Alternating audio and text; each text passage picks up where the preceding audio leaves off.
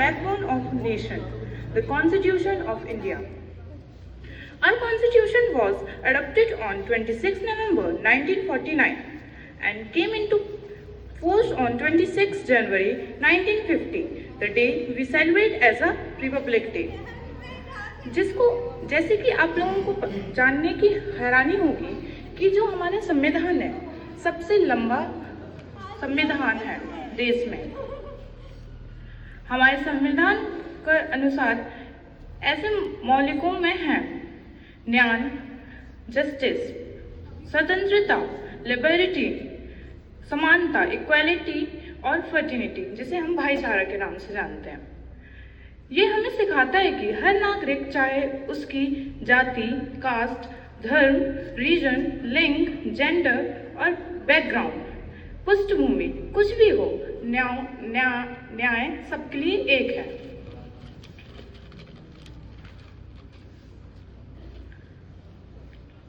The preamble beautifully expressed the soul of our Constitution. It began with the powerful words, "We, the people of India." These words remind us that the real power of this nation lies not in any ruler but its Constitution. जो हमारा preamble है, वो हमें इसका जो शुरुआत होता है वो होता है हम भारत के लोग। ये जो लाइन है ये हमें बताता है कि हम ना कि किसी शासक के नीचे काम कर रहे हैं, बल्कि ये जो देश है हमारा ये नागरिकों के ऊपर चलता है। संविधान इतना महत्वपूर्ण क्यों है? Why is the Constitution so important?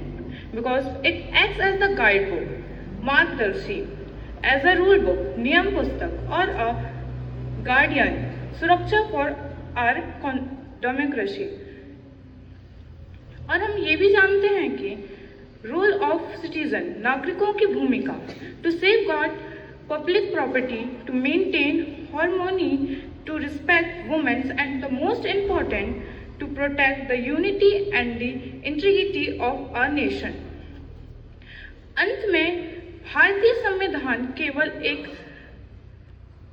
कानूनी दस्तावेज नहीं है, ये एक विजन, दृष्टि, प्रॉमिस, वादा और कमिटमेंट प्रतिबोधित करता है कि एक भारत बनता है where everyone can live with a dignity, Garima, freedom, स्वतंत्रता और इक्वालिटी, समानता के साथ रहते हैं।